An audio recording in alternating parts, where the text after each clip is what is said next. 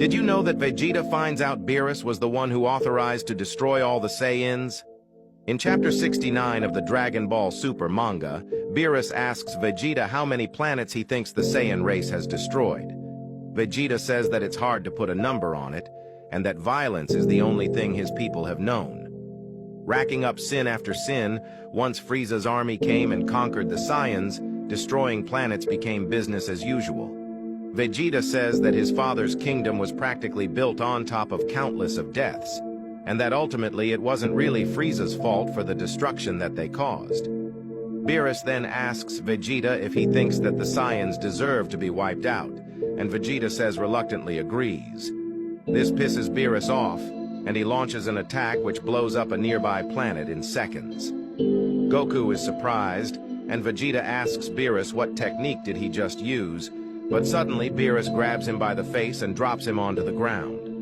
Beerus says that as long as Vegeta's mind is clouded by doubt, he'll never achieve such power.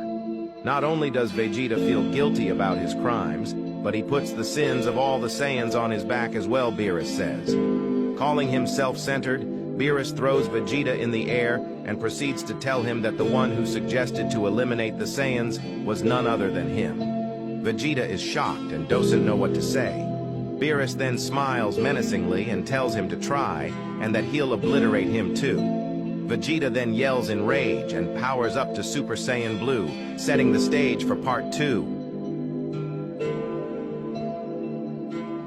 After Vegeta finds out that Beerus was the one who ordered for all Saiyans to be destroyed, he charges at Beerus with great rage in his Super Saiyan Blue form. Vegeta goes for a lower uppercut, which Beerus easily reads and dodges. In a swift motion, Vegeta kicks at Beerus, who jumps up into the air and uses Vegeta's body to launch himself away. Annoyed, Vegeta throws some ki blasts to tail Beerus and then tries to rush him before the smoke even clears. But to his surprise, he punches air and is pinned down once again by Beerus, who comes in raining from above. Standing on top of his back, beerus proceeds to tell Vegeta that everything the Saiyans have done is in the past. So what does it have to do with him? As long as he is trapped by the past, he'll never be able to beat him or Goku. Vegeta swings at him and starts to throw a barrage of punches, but his fist gets caught, and Beerus prepares to launch a Hakai blast from point-blank range. The explosion sends Vegeta flying, and Whis mentions how Beerus spared his life by only destroying his armor plate. The scene then shortly cuts to a mysterious character who uses only 2 Dragon Balls to bring forth a new type of Shenron we haven't seen before. His wish? To be the strongest warrior in the universe apart from the gods, in order to get revenge from Saiyans for destroying everything he once had, setting the stage for Part 3. Goku watches Vegeta fight Beerus after finding out that he was the one who authorized the destruction of the Saiyans. Goku mentions how it doesn't seem like they're really training, and Whis asks if it's a problem, to which Goku says not at all.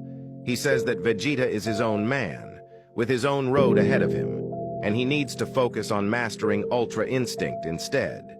He now knows that he's not the strongest warrior in the universe, and tells Whis that he hopes to achieve this title one day.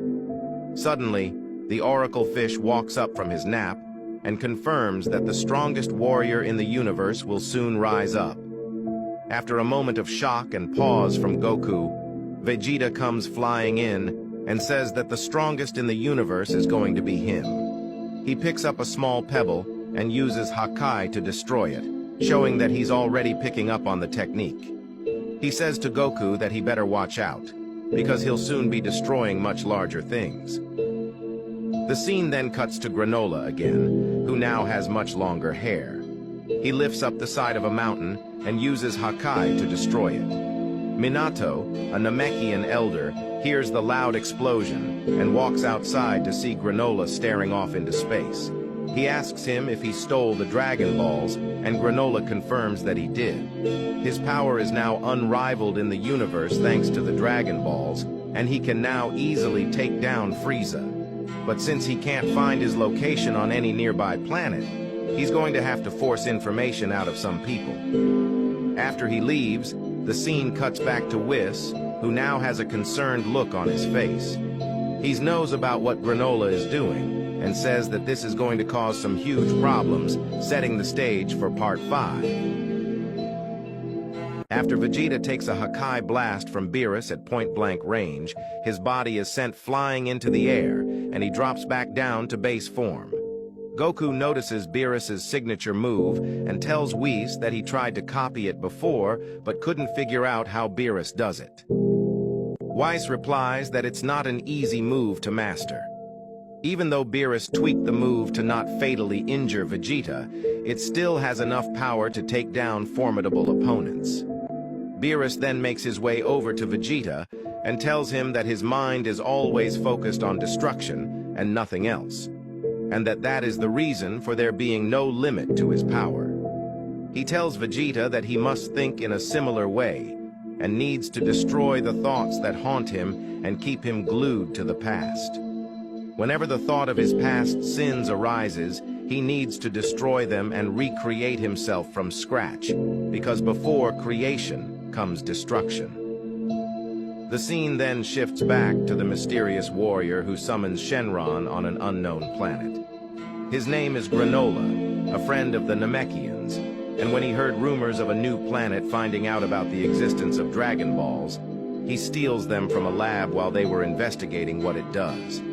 His entire life has been ruined due to war, and he blames Frieza and the Saiyans for it. He wishes to be the strongest in the universe, but Shenron says it isn't possible unless he agrees to a condition, which he does. We then shift back to Beerus's planet and see him training Vegeta on how to use Hakai as they prepare to spar again, setting the stage for Part 4.